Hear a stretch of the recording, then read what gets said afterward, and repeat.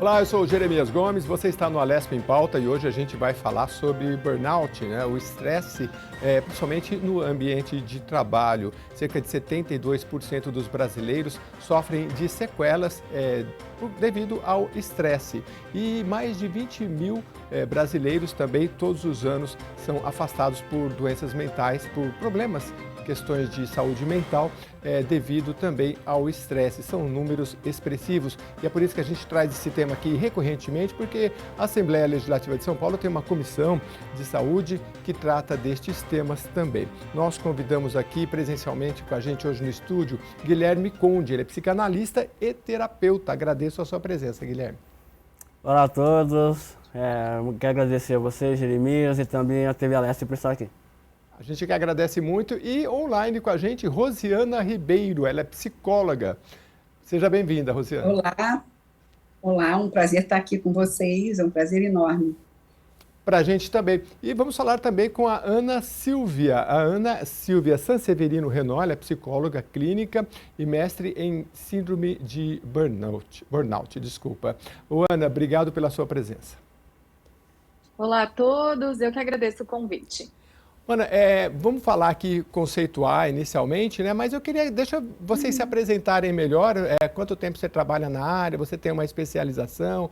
Conta pra gente como é que é o seu trabalho e um pouco do seu currículo. Eu sou psicóloga clínica, eu me formei aqui em Campinas, eu sou de Campinas.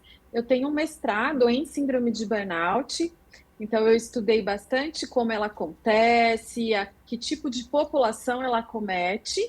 E quando eu concluí, eu fui fazer uma especialização em psicologia positiva e felicidade organizacional, felicidade no trabalho, para poder pensar em estratégias de prevenção e alívio da síndrome de burnout. Nossa, que bacana, bem interessante essa questão da psicologia positiva. Também quero entender depois. Deixa eu começar com você, então, para a gente fazer uma definição, né? Eu estava lendo um pouquinho antes de iniciar o programa e eu vi, por exemplo, em uma entrevista que eles diziam, olha, hoje se fala, por exemplo, de mulheres grávidas ou que acabaram de ter um filho que está naquele estresse total, mas eles falam, isso não é, às vezes fala síndrome da mulher grávida com filho, mas não é o conceito correto, porque o burnout está muito ligado ao trabalho, é isso? Na verdade, o burnout, ele vem de um esgotamento, então de um estresse que não foi mediado. O burnout, ele não acontece de repente, precisa ter um fator estressor de longo tempo que não foi mediado para acontecer o burnout. A lei nova, então quando o burnout ele entrou no CID, que é o Conselho de Classificação Internacional de Doenças, ele está relacionado com a parte laboral. Porém, se a gente for conduzir que a mulher que acabou de gestar tenha um trabalho laboral na casa, com a criança, de um jeito didático, a gente diz que ela pode ter burnout também, se a gente considerar o ambiente de trabalho ali, o campo da casa, né? É verdade, não, você trouxe uma visão bem interessante, né? Acho que a gente precisa se atualizar, porque a mulher também, ela está trabalhando, né? E ela às vezes trabalha fora e cuida da criança, né? Então poderia enquadrar realmente bem interessante. Bom, deixa eu passar aqui para Ana Silvia, para Rosiana Ribeiro. Desculpa, Ana Silvia Sanseverino. Eu falei certo o seu nome completo, Ana? Renault, né? Tá certinho. Queria que você apresentasse melhor. Tá certo. Acabei de falar, agora é a Tá bom. Rosiane. Então, vou passar para a Rosiana Ribeiro, que é psicóloga, fala do Rio de Janeiro, e queria que você fizesse uma breve apresentação também. Pois eu sou psicóloga, já tenho quase 30 anos, trabalho com mudança de comportamento, a minha especialidade é mudança de comportamento, comportamentos compulsivos, eu sou psicóloga clínica, e tenho feito muita especialização em mindfulness, enfim, é esse o meu trabalho. Que legal, então fala um pouquinho de mindfulness pra gente, porque hoje não é nem na moda mais, né? Já passou essa coisa, hoje já está mais profundo, as pessoas estão entendendo melhor, né? Mas interessante você falar isso, porque geralmente você fala, poxa, eu estou estressado, né? E as pessoas falam, então uma meditação é um bom caminho, né? Não é o único, né? Rosiana, mas é um deles, né? Ajuda muito, é uma ferramenta muito importante, inclusive para o nosso dia a dia, por exemplo, no trabalho. você pode alocar seu pensamento, sua audição, por exemplo, eu posso prestar atenção num barulhinho que esteja acontecendo em algum motor na sala e ficar só prestando atenção ali naquele barulhinho, e ajuda a descansar um pouco o meu pensamento, porque se fala muito em meditação. E meditação significa, no caso de mindfulness, é uma atenção no momento, é atenção no agora. E essa atenção no agora ajuda a gente a descansar a mente, porque a gente vive com computador, celular, um monte de gente falando no escritório, então a gente realmente precisa aprender a descansar um pouquinho a mente. Muito interessante. Você sabe que eu já lendo um pouco sobre isso, de vez em quando eu tento, né? Porque a gente, ainda mais que vive aqui na capital paulista, só o estresse de correr para lá, para cá é grande. Às vezes vou no parque e fico... E sabe que eu penso, pelo menos para mim, eu vejo o resultado da meditação depois de 1, 2 dias. Parece que depois de 1, 2 dias, poxa, não estou com a cabeça tão assim a milhão, né? Estou mais calmo. E eu vejo que é resultado de um trabalho que eu fiz antes. Interessante. Depois você vai me dizer se isso está certo ou não. Mas deixa eu passar aqui para o Guilherme. Está certo. Sim. É isso mesmo? A gente vai falar mais sobre um pouquinho. Ô Guilherme, fica à vontade também para se apresentar um pouco. E a minha dúvida em relação a você queria que você falasse como é que é o trabalho, porque você atende online e tal, e como é que é esse trabalho, que tipo de cliente chega para você, com algumas dúvidas, não sei se é relacionado ao burnout ou não, por favor. Claro, na verdade, bom, olá a todos, eu sou o Guilherme, sou psicanalista há 2 anos, e na verdade o burnout é um dos motivos para que os pacientes me procuram, é mais relacionado à ansiedade. Então, o que as doutoras falaram é que eu vou mais concordar do que intervir, porque realmente é isso mesmo. Como a doutora Ana falou anteriormente, é a questão de um processo. Então, Freud já falava que se você não prestar atenção, seu inconsciente ele vai dominar o seu consciente. Então, esse processo que a doutora Ana falou anteriormente, da questão do tempo que o burnout vai se alimentando, e isso pode resultar em algo muito, muito, muito ruim. Entendi. Deixa eu voltar então com a Ana. Ô Ana, quem nos acompanha aqui, você iniciou falando sobre a questão, não sei se foi essa palavra, recorrência, né? A gente entrar num nível de estresse e que é crônico, né? Eu queria que você explicasse um pouquinho mais e por que a gente demora para procurar ajuda, falar um pouco dos sintomas, para a gente entender, porque às vezes a pessoa já está com burnout e ela não sabe. Às vezes um amigo fala, nossa, você precisa procurar ajuda, né? A gente tem essa dificuldade, né? Tem muita dificuldade. Então, conforme a própria Rosiana contou, né? O mindfulness, que é essa atenção plena, nós não temos essa consciência diária. Então, na maioria das vezes, quando o paciente chega aqui para mim no consultório, ele tem muita dificuldade de se perceber. Então, quando ele já vem ou no final do estresse ou já entrando no próprio burnout. E aí, o nosso trabalho, enquanto psicólogos clínicos, é ajudar a remanejar a rotina e remanejar o que pode estar trazendo aí de estressor. Mas se a gente for pensar, você bem colocou no começo do trabalho, né, daqui da nossa entrevista, o quanto nós temos estressores ao longo do dia, e o quanto, na maioria das vezes, a gente não consegue se dar conta disso e vai acostumando com a vida cheia de estresse. E aí, quando percebe, já entrou aí no processo de burnout. Entendi. Ana, agora, os seres humanos são complexos e aí, quando a gente vai falar de estresse, a gente é um todo. Então, assim, tem que dormir bem, tem que estar bem em casa, tem que estar bem no serviço, né? Então, eu queria que você falasse um pouco dessa questão. Antigamente falava holístico, né? Como é que a gente percebe isso? Porque, às vezes, a gente acha que o problema está no trabalho, mas pode estar em vários pontos, né, da nossa vida. Quando a gente olha e pega essa característica nossa, né? Nós não conseguimos separar trabalho de casa e de outras atividades. Então, algumas vezes eu estou estressado no trabalho, tem um estressor específico ali na minha condição laboral, e quando eu chego em casa, e aí já trazendo um dos maiores estressores da atualidade, as mídias sociais, o WhatsApp, eu continuo trabalhando, por exemplo. Então, eu continuo acessando mensagens, respondendo mensagem, continuo trabalhando mesmo tendo terminado ali o meu expediente. Então, uma das características que a gente percebe hoje é o acompanhamento do estressor, independente do lugar que a gente esteja. E o burnout, quando a gente diz que ele é laboral, ele pode iniciar no ambiente de trabalho. Existem algumas características desse ambiente que piora o burnout e aí faz com que ele fique cada vez mais agravando. Porém, quando eu também não consigo relaxar, ter uma boa noite de sono, cuidar do meu corpo físico com exercício, com alimentação correta, isso vai potencializar o estresse. Eu fico com aquele sistema de alarme ligado o tempo todo, chegando aí, então, a piorar o estresse. Entendi. Ô, Rosiana, o que a gente pode complementar? Fica à vontade, mas a minha dúvida é saber um pouco, assim, diferenciar o que é um estresse, porque o estresse é até bom para a gente realizar algumas tarefas, né? E quando é que está passando do limite?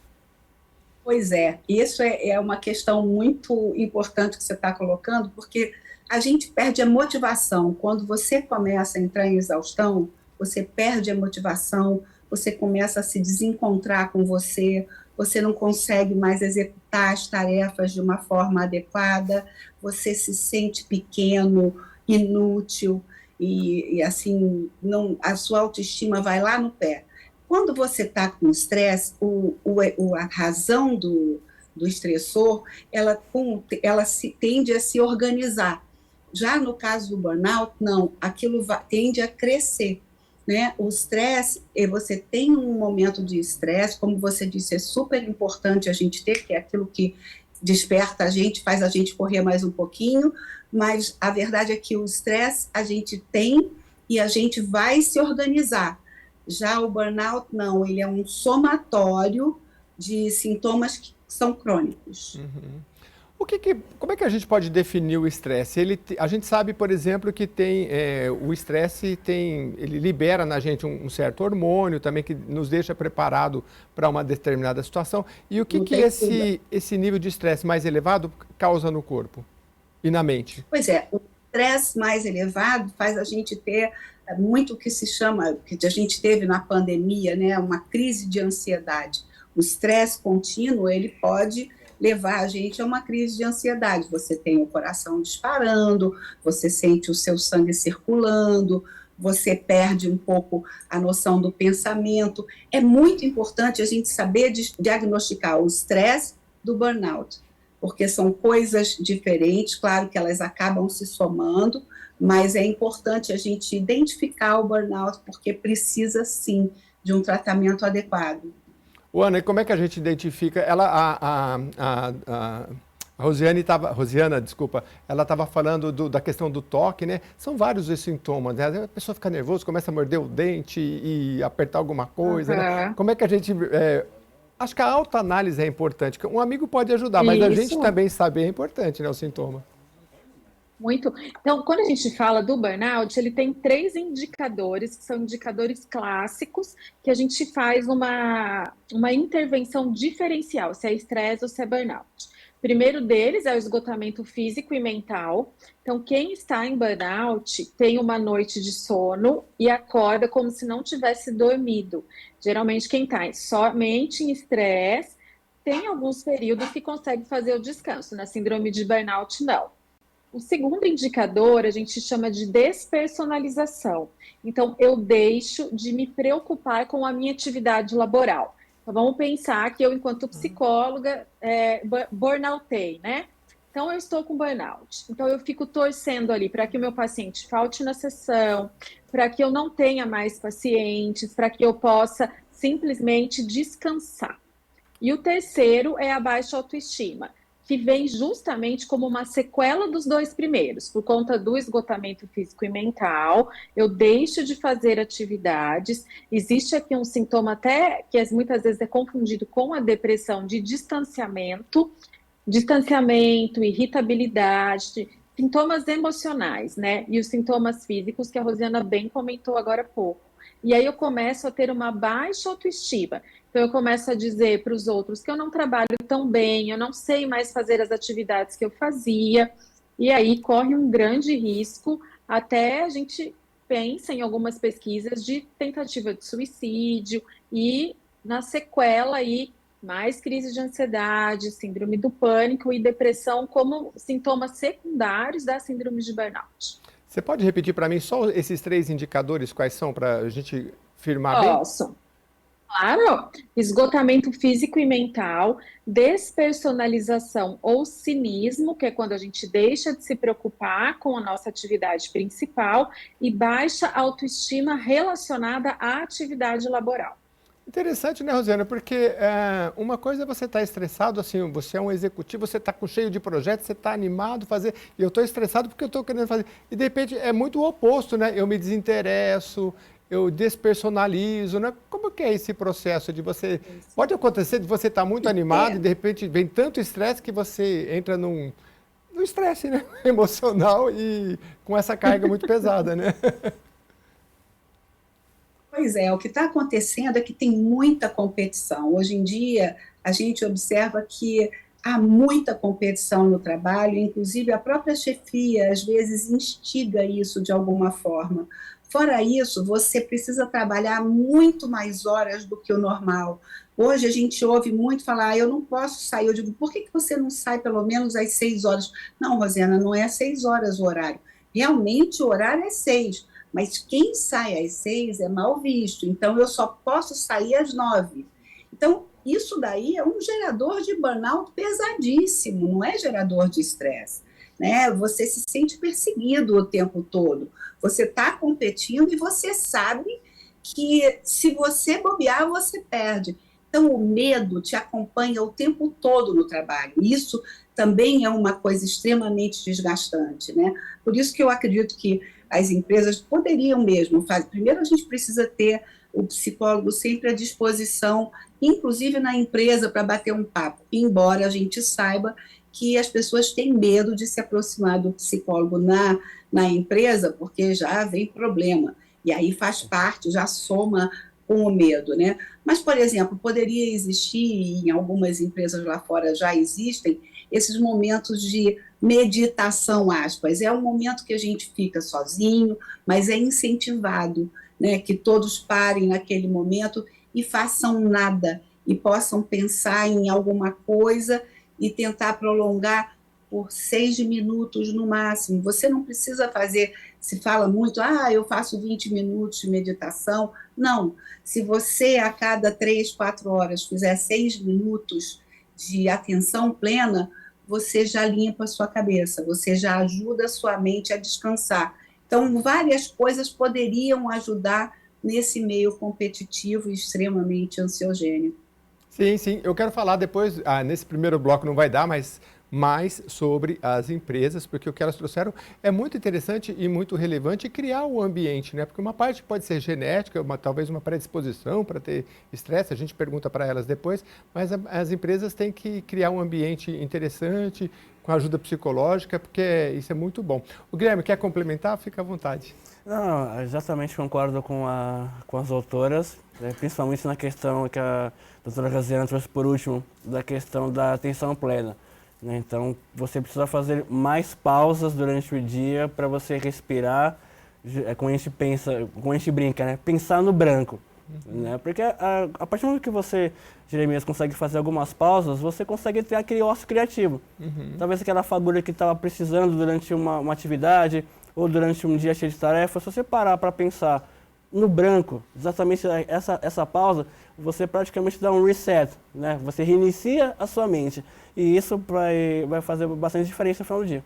Eu estava vendo uma análise com o próprio celular. Esse aqui é um tablet, mas é parecido com o celular. Então ele falava, olha, chega uma hora que o seu celular, ele vai 5%. Ele falou, precisa recarregar, né? Ele falou, o corpo e a mente é a mesma coisa. Deixa eu dar uma recarregada, e aí no caso o celular você vai colocar na tomada, o recarregar é esse. Faz uma meditação, não sei, né? Vai no banheiro, fica lá 3 minutos. Lá hoje tem, no celular tem os aplicativos que eles apitam lá, porque meditar, até eu falo com a Rosiana, é interessante, porque meditar tem o tempo também, né, Rosiana? Porque se você deixa em aberto, lá começa a vir pensamento. Então eles falam, olha, coloca um cronômetrozinho, 5 minutos, você já para de estressar com o tempo, porque você sabe que 5 minutos ou 2 minutos ele vai apitar. Então pelo menos aqueles 2 minutos você fica calmo. Acho que ajuda também a colocar o tempo, né? Exatamente, ajuda a colocar o tempo, aliás, ajuda não, é importante colocar o tempo e, na verdade, não exige de você, principalmente quando a gente está no trabalho, não dá para você exigir muito. Então, você põe muito pouquinho, 3 minutos, 6 minutos no máximo, sabe? É uma pouquinho para você poder descansar a mente, isso faz total diferença, a pessoa consegue notar isso. A Ana estava falando de 2 dias depois, você falou, né, de 2 dias depois você se sentir melhor quando você medita, mas se você praticar todos os dias, você vai notar que você fica um pouco mais sereno, um pouco menos intoxicado. Isso ajuda muito. Ana, e fazer um certo planejamento, né? Porque eu estava lendo também que, nessa analogia com o celular, ele falava, olha, esses 5% é a hora de você carregar e você tirar uma pausa, está no serviço, uma meditaçãozinha rápida, um passeio, né? Tem um livro sobre hábitos que fala, às vezes a pessoa ela saía para fumar, mas o que ela queria não era fumar, ela queria dar um tempo. Né? E acabou criando o hábito de, né? E às vezes trabalha com muita gente que fuma, vou lá fumar, mas na verdade ela quer dar um tempinho, relaxar.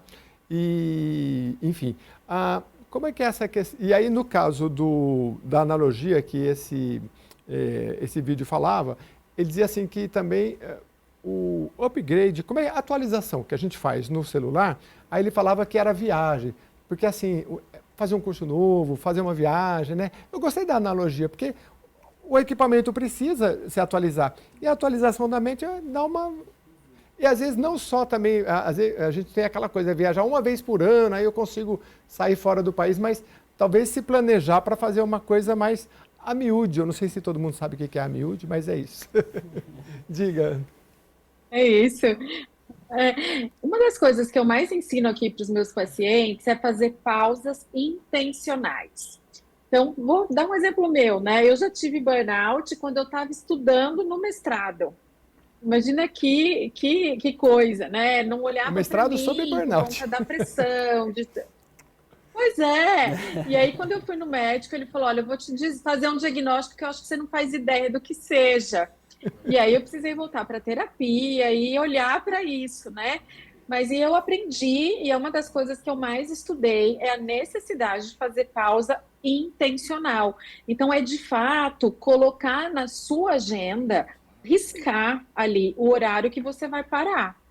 Porque se a gente se deixa levar por essa cobrança do ambiente laboral, pela necessidade de produzir o tempo inteiro, de não poder nem tomar água ao longo do dia, imagina se a gente não colocar na agenda, se a gente vai parar para fazer o mindfulness. A gente vai no automático. Então, essa necessidade de reorganizar a sua agenda.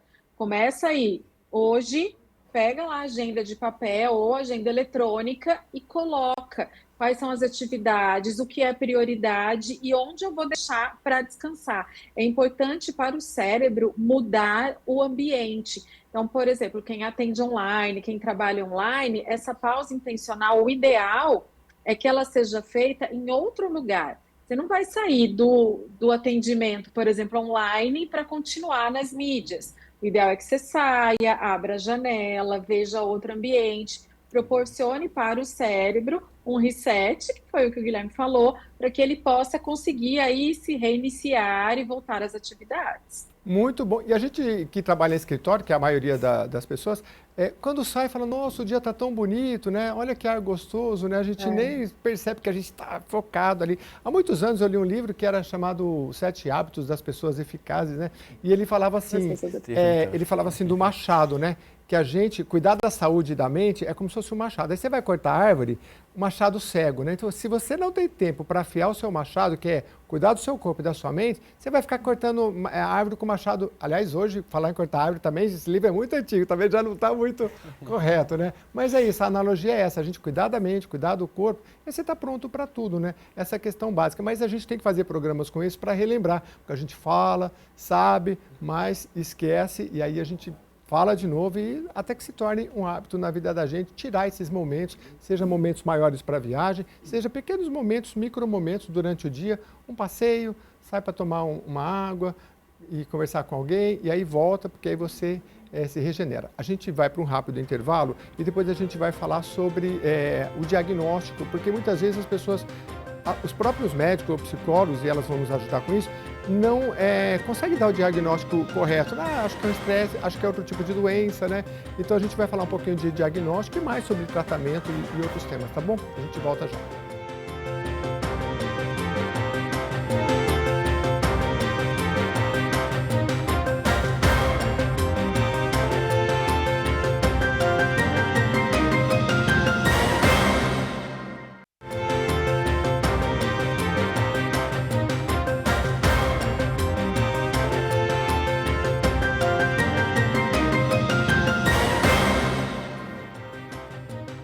Estamos de volta aqui no Alesp em Pauta, eu sou Jeremias Gomes, estamos conversando aqui com profissionais da área da psicologia e psicanálise para falar de burnout. A gente abriu o primeiro bloco falando que 7 em cada 10 brasileiros têm problemas com estresse relacionados também à saúde mental. São cerca de 20 mil afastamentos por ano. Os números não são poucos. E é interessante porque o Brasil, infelizmente, está ali no topo entre os países com mais ansiedade e esse tipo de problema. E eu estava fazendo uma breve pesquisa aqui no intervalo sobre as principais causas de burnout: sobrecarga de trabalho, falta de controle, recompensa inadequada, relações interpessoais difíceis. Vou ficar só nessas aqui para voltar com a Ana um pouquinho, que a Ana Silvia Sanseverino Renault, que estava explicando para a gente. São muitas as causas, né, Ana? E é bom a gente saber quais são, pelo menos para a gente ficar atento, né? Eu queria que você falasse um pouquinho sobre carga de trabalho, falta de controle, né, falta de autonomia, recompensa inadequada, relações interpessoais difíceis. Eu estou vendo que muita coisa vem do RH aí também, que no primeiro bloco você falou que precisava ser mais, não sei se é isso que você falou exatamente, mas que precisa ser ativo nas empresas, né? Isso. Hoje em dia tem um conceito bem importante que chama segurança psicológica. Quando a gente fala de segurança psicológica, a gente fala justamente que o trabalhador ele precisa ter um ambiente que ele se sinta seguro emocionalmente, fisicamente, para exercer um bom trabalho. Algumas empresas já começaram a olhar para isso e implementar os programas de felicidade corporativa, que tem um foco não na felicidade que a gente escuta no senso comum, né? Mas na felicidade do cuidado com o trabalhador. Então, algumas organizações já têm o Mindfulness internamente, tem os programas de remuneração e de benefício individualizado, mas é a minoria, né? O que a gente vê mais é, então, excesso de hora de trabalho, o trabalhador não tem muita autonomia para escolher que tipo de atividade ele vai fazer. Então, a gente também encontra trabalhadores que fazem atividades, são alocados em atividades nas quais ele não tem habilidade. E quando a gente trabalha com algo que a gente não tem habilidade, a gente faz um esforço muito maior para ter um resultado pequeno e, obviamente, que a gente vai entrar em burnout com isso, né? O contrário também é verdadeiro. Quando a gente trabalha numa atividade que não nos traz motivação, porque está aquém da nossa habilidade, a gente também pode chegar em burnout. Há muitos anos eu li um livro, hoje eu estou para falar de livro, né? Chamava Primeiro Quebre Todas as Regras. E ele falava muito da questão do gerente ser o principal. Ele falou, olha, não é o CEO, naquele tempo nem tinha CEO, né? É o gerente, é o cara que lida diretamente com, ou digamos, o supervisor. Esse é o cara peça-chave, e ele tem que conversar, e ele tem que entender quem são aquelas pessoas. Eu queria que você falasse um pouco disso, porque às vezes você tem um certo distanciamento, né, nas empresas. É a questão do RH, né, o gerente é uma peça-chave, né, talvez usem outros nomes, né, mas esse contato. Inclusive o livro falava assim, mas não é se aproximar demais, saber quem é essa pessoa, saber quem é os parentes, como que é a vida dela. Ele falou, não, se eu não conhecer a pessoa, eu não sei como ajudá-la, né? Eu acho que o básico, por isso que a gente chama de segurança psicológica, né, Jeremias, é que o trabalhador, ele tem aí essa proximidade, né, essa curiosidade de saber, de fato, como é que ele está, dar voz ao trabalhador, né, como é que você acha que está esse ambiente aqui de trabalho, o que você está precisando, e muitas vezes o trabalhador, o burnout, ele não está só relacionado com uma baixa remuneração, está também. mas muito mais, porque se a gente for falar em dinheiro aí, o quanto ele traz a felicidade ou não, aí a gente entra numa discussão à parte, né?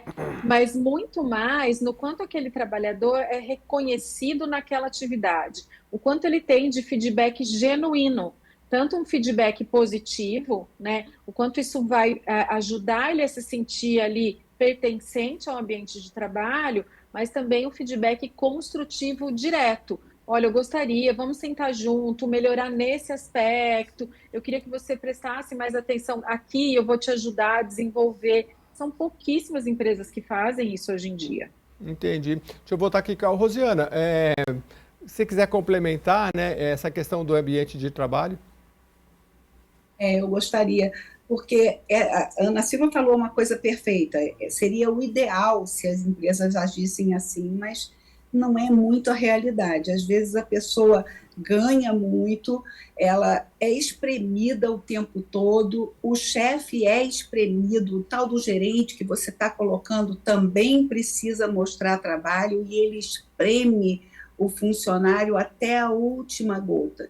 E o que a gente percebe é que, por mais que a empresa tente dar esse feedback maravilhoso, ela dá esse feedback, e é isso que está acontecendo. Há uma dissonância de valores. A empresa, ela dá o feedback, ela tenta te ajudar a ser uma pessoa mais construtiva, a melhorar. No entanto, ela ao mesmo tempo que ela faz isso, ela te destrói. Ela exige de você muito mais do que você pode dar, ela exige muito mais horário de trabalho. Isso é o que a gente tem observado assim demais. E o burnout está aí explodindo em todo mundo.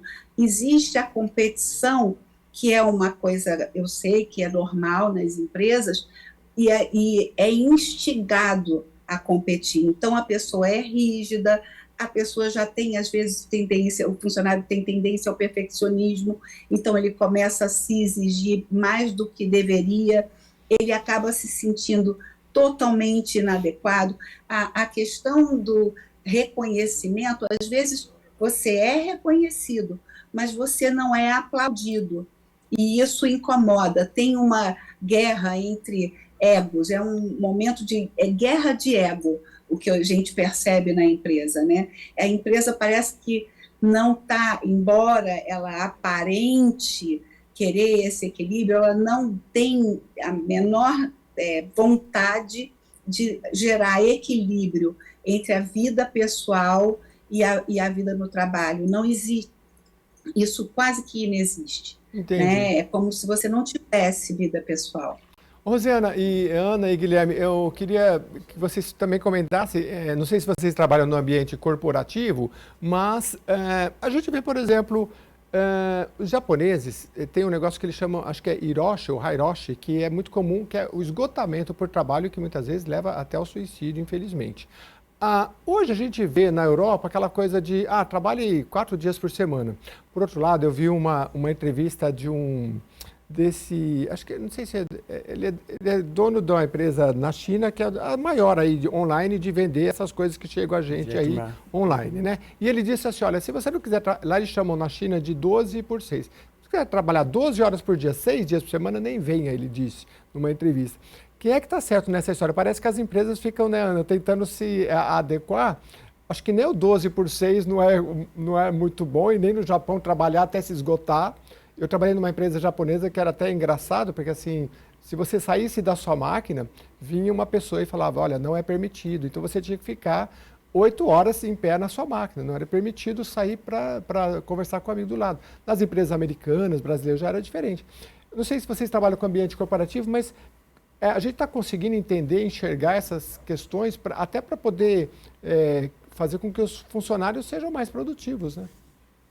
Jeremias, o que a gente percebe é que essa questão do horário, ela existe. Então, como eu respeito você no horário, eu desrespeito você naquilo que eu peço. Como por exemplo, esse trabalho híbrido. Quando a pessoa está em casa, ela tem que apresentar muito mais resultados do que se ela estivesse no escritório, né? Do que se ela estivesse na empresa. Então, a questão não é só o horário, é o horário e a quantidade de tarefas que você tem que entregar até determinado dia e determinada hora. Isso é um grande gerador de burnout, porque você não consegue fazer mais do que você pode e acaba tentando fazer mais do que você pode. Então, isso destrói, por exemplo, uma coisa que a gente não falou ainda, que é super perigosa. Antes de diagnosticar burnout, às vezes a pessoa recorre ao uso de substância. E isso é uma das coisas mais graves que tem acontecido hoje no mercado de trabalho, né? Além dela ter burnout depois, ela ainda vai ter que passar por um tratamento longo para o uso de substância. E isso é grave e é perigoso, inclusive para a empresa, porque acaba gastando muito mais, né? Mas é preciso, tem muita coisa para ser investigada nisso e muita coisa que eu acho que o ser humano, quando ele se dispõe a ir para uma empresa, ele precisaria estar preparado. Por exemplo, eu entender o meu limite, eu entender quem eu sou e o que eu posso fazer para eu dar limite. Eu sei que eu preciso do dinheiro, eu preciso de um bom salário, mas eu tentar mostrar o meu valor, tentar mostrar que eu sou bom, me valorizando também. Me valorizando, o que eu digo é mostrando que todos nós temos limite, e até o meu chefe tem, né? Isso é outra coisa. Então, a gente fica numa guerra de ego na empresa e a alma vai para o espaço. Não há alma que consiga resistir muito tempo com o ego pesado, né? Então, o que está acontecendo é isso. Você falou muito de livro aí, e se você me permite, eu estou publicando um livro agora, semana que vem, justamente sobre ego e alma, que fala disso, né? O quanto a gente faz pelo ego e o quanto a gente faz pela alma, né? E isso é muito importante, porque está havendo um descompasso. A gente está vivendo muito mais para o ego, para a matéria, para o dinheiro, para resultados, e destruindo a alma, que é a coisa mais maravilhosa que a gente tem, e acaba com as relações familiares, acaba com o relacionamento, inclusive, entre colegas no trabalho, né? Então, eu acho que precisávamos dar uma recarregada nessas almas aí que estão maltratadas. Agora fiquei curioso, chama Ego e Alma? Vai se chamar o livro? Seu ego ou sua alma. Quem está aqui, por exemplo, hoje com a gente, é o meu ego ou é minha alma? Quem está trabalhando para quem? É o meu ego que trabalha para a minha alma ou é a minha alma que vive em benefício do ego? Né? Eles dois têm que estar equilibrados. Né? É muito importante, a gente precisa fazer tudo direito, a gente precisa executar tarefas, mas eu preciso saber que sentimentos eu tenho, o que eu estou sentindo em determinadas horas para poder eu reagir de acordo com a necessidade da minha alma, não do meu ego. Claro que o ego é necessário, né? Ele precisa para me proteger, eu preciso que ele exista. E ele existe, a gente se arruma bonito, vai para o trabalho, procura executar as tarefas, mas os dois de acordo, o ego e a alma. E o que está acontecendo é que o ego está lá em cima, a alma está lá embaixo, e aí burnout. Né? O resultado é esse. Sobre ego, acho que o Guilherme gosta de falar, né? Aí Freud entra aí também, né? Mas você estava falando alguma coisa e a gente não tem um psiquiatra aqui hoje, mas bem lembrado dessa questão do medicamento. Eu vi esses dias, né? Uma manchete rápida, né? Que me chamou a atenção, né? As pessoas não têm percebido, ele falava do Zolpidem, né, que é um dos principais remédios para dormir, né, os efeitos que ele causa, né. Se você vai ler a bula disso aí, você nem toma, né, então, por isso que precisa de um psiquiatra, um acompanhamento psicológico, psiquiatra. Aí, se precisar usar medicamento, o psiquiatra vai dizer por quanto tempo, tudo acompanhado, né, não é tomo quando eu me sentir mal, nada disso, né, porque ele tem um efeito que é ao longo do tempo, então tudo isso, um dia a gente faz um programa só para falar desses detalhes. Mas deixa eu voltar aqui com o Guilherme. Guilherme, você, nesse atendimento online, eu estava pensando aqui, né, como a gente precisa, eu falei uma palavra aqui que talvez muita gente não se lembre, a miúde, né, quer dizer, uma coisa mais próxima, mais recorrente, né, porque a gente, vamos fazer aquelas férias lá uma vez por ano, não, de repente, hoje, você falou que atende muito online, né, tem muita gente que se dá bem, né, e é bom, né, ter uma recorrência. Você atende geralmente pessoas assim, uma vez por semana? Como é que funciona na prática? Olha, é necessário ter uma agenda muito organizada, né? Que além da clínica também tem outras atividades. Então, para atender bem os pacientes, eu primeiro preciso ficar bem primeiro, né? Então, se eu não estiver bem, eu não consigo atender bem. Então, acho que as doutoras conseguem confirmar isso com mais autoridade. Então, a partir do momento que eu estou bem comigo mesmo e com a minha agenda, eu consigo atender melhor os pacientes, até porque, para você, as doutoras podem confirmar isso. Você absorve muitas informações do paciente e você automaticamente pode ficar o quê? Carregado. Sim. Então, nós mesmos que trabalhamos com saúde mental, a gente precisa ter esse cleaning, esse processo de limpeza, porque realmente atender é muito pesado. Como é que você faz para manter a sua sanidade, vamos dizer assim, né? Porque se tivesse com sanidade já está bom, né? Pela maioria na média. Atividade física. Ah, é? Principalmente atividade física. Ajuda, né? Caminhada, dar uma pedalada de uma meia hora, como recomenda a Organização Mundial da Saúde, né? Pelo menos 30 minutos de atividade física. E também se ligar muito a hobbies, né? Se você gosta bastante de ler, assim, adorei aqui as dicas de livro, inclusive vou até correr atrás do livro da doutora Rosana também. E esportes, livros, escrita. Pode não parecer, mas a escrita ela é uma terapia excelente. É verdade. Então tenha sempre um caderninho do lado, que às vezes nós como terapeutas a gente não consegue absorver tudo, não consegue retirar tudo do paciente. Então a partir do momento que você tiver um caderninho do lado, eu até rapidamente vou usar o exemplo do atacante do São Paulo Futebol Clube, Jonathan Calleri, que ele se sentia sozinho, ele deu uma entrevista para um podcast do amigo dele argentino. Ele falou, olha, eu consegui me desvencilhar dessa solidão escrevendo. Então, a partir do momento que a terapia não pode ajudar muito, um caderninho do lado é a melhor coisa. Então, quando eu estou eu preciso sentar, pegar minha agendinha e dar uma rascunhada. Isso ajuda bastante. É maravilhoso, né, Ana? Porque quando a gente escreve, eu tinha esse costume de fazer no computador. Aí eu pego coisa de, sei lá, 2015, falei, nossa, isso aqui não evolui nada. Nossa, isso aqui até que eu fui para frente. É legal escrever, né? A escrita terapêutica também, né? Isso, bem o que o Guilherme falou. E acho que bem bacana também o que o Guilherme falou, né? Nós que estamos aí na linha de frente de saúde mental, se a gente não se cuidar, é bem complicado. A gente acaba absorvendo, né? Então, pensando em relação ao autocuidado, eu acho que é fazer seu próprio processo terapêutico, né? Se dedicando aí a autoconhecimento, com o cuidado de outro profissional, a escrita terapêutica. E o Guilherme também colocou a questão do exercício físico, que é extremamente importante.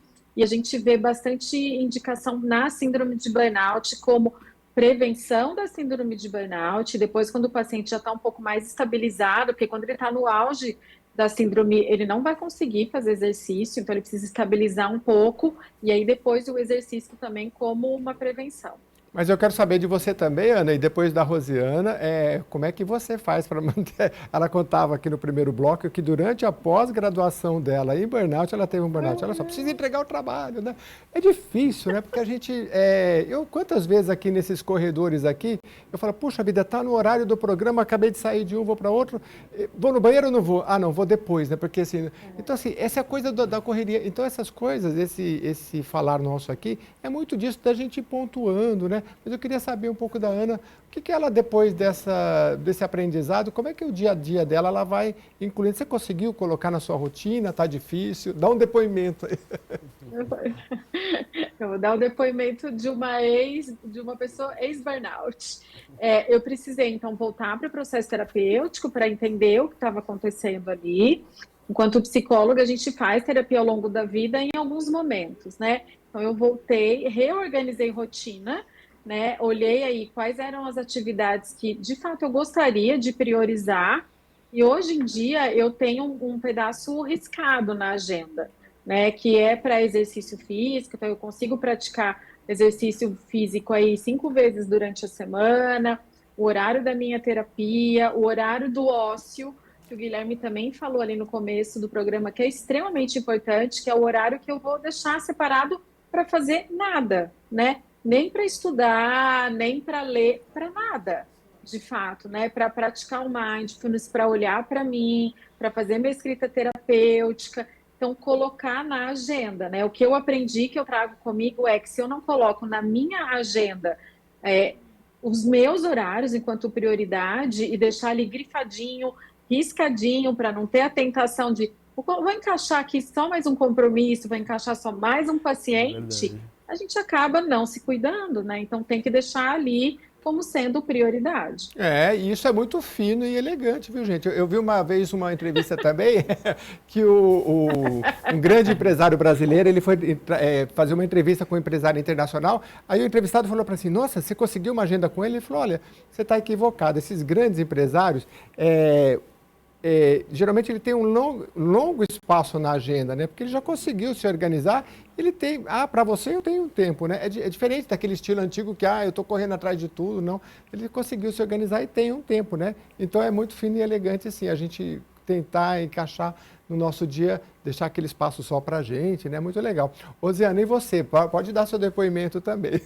Eu estou achando interessante você dizer do espaço para a gente, a forma como você falou, que você disse assim, às vezes a gente está pensando de ir no banheiro, não vai, não, deixa para depois. Né? O nosso corpo tem que esperar, porque a gente acaba não querendo gastar tempo com a gente, nem para ir até o banheiro, não foi isso que você colocou? Exatamente. E aí eu estou aqui pensando, isso que a Ana Silvia falou de não fazer nada é a coisa mais importante, na minha opinião. E a gente aprende, sim. Eu fiz um retiro com John Kabat-Zinn e ele deixava a gente num período sem fazer nada. Gente, fazer nada não é fácil, não. Fazer nada é muito complicado, porque a nossa cabeça está treinada para fazer sempre alguma coisa. Então, aquele período que é fazer nada, e fazer nada junto, é mais complicado ainda, porque às vezes a gente está junto de outra pessoa e quer falar, quer pensar em alguma coisa. Não, é fazer nada. E fazer nada significa contemplar. A gente não contempla mais. A gente nem se dá conta da necessidade de contemplar. Eu adoro ler, detesto fazer exercício, e há muitos anos eu tentava me manter numa academia. Eu pagava academia e não ia à academia. E ficava esperando resultados da academia, que, lógico, não vinham. E aí eu descobri que eu não gosto de academia, eu gosto de fazer exercício de outra forma. Então, eu faço pilates, eu procuro dar uma caminhada de 10 minutos no máximo. Isso é que me interessa, é manter o corpo em atividade, mas não me forçar a fazer coisas que eu não gosto. Não, porque a gente já faz muita coisa que a gente não gosta. E dá para descobrir coisas que você se agrada, que você aprecia, que podem gerar esse alívio da tensão, entendeu? Eu acho que isso é uma das coisas principais que a gente tem que fazer, olhar para a gente. Mas não é olhar para a gente fazendo nada, se respeitando, entendendo o limite, indo sim ao banheiro. Não, peraí que eu vou aqui no banheiro rapidinho. É importante você se dar tempo, porque a gente não dá, né, água. Eu passo, às vezes, o dia inteiro sem beber água. Agora estou me forçando. Então, a gente precisa reaprender a viver de uma forma saudável. É isso que eu tenho percebido nos pacientes, em mim, nas pessoas que me rodeiam. E quando a gente vê os resultados, aí a gente se anima. Quais são os resultados do mindfulness ou desse espaço que a gente tem sem fazer nada? Porque geralmente quando a gente fala para as pessoas, fala assim, não, perda de tempo, né? Tem benefícios, e qual que você pode elencar uns 3 aí, benefícios de você ter esse olha, memória. A memória fica maravilhosa, ajuda muito. Outra coisa, atenção. Muita gente confunde memória com atenção. Claro que eu posso eu ter uma memória ruim, porque eu não presto atenção. Quando você faz esses exercícios de não fazer nada, aspas, você trabalha a sua atenção. Você passa a exercitar foco, que é o mais importante. Hoje, ninguém está mais exercitando foco. As pessoas estão tomando uma droga para poder ter foco, porque ter trabalho para ter foco, para quê? Né? Então, eu acho que a gente precisa começar a trabalhar. A gente tem uma coisa chamada plasticidade do cérebro. A gente pode, sim, modificar o nosso pensamento, a gente pode sim modificar o nosso humor se a gente se der o trabalho de prestar atenção no nada, prestar atenção em alguma coisa por um tempo, sem dor, sem ter que se estressar para isso. Isso já ajuda muito, você tem a memória muito melhor e a atenção que as pessoas reclamam tanto vai sendo resgatada. Então, isso gera menos ansiedade, isso gera assim, alívio. Pessoas que estão deprimidas, quando elas fazem isso, elas melhoram. O mindfulness, ele começou para pessoas que tinham problemas de saúde sérios, né? E que já estavam desacreditadas pelo grupo médico. E aí mandavam lá para aquela salinha que ficava no basement do prédio para fazer um exercício com um médico maluco que estava lá dizendo que ia dar certo. E, na verdade, as pessoas tiveram melhora. Só que não podia se chamar de meditação, porque havia preconceito, então ele começou a falar sobre atenção plena.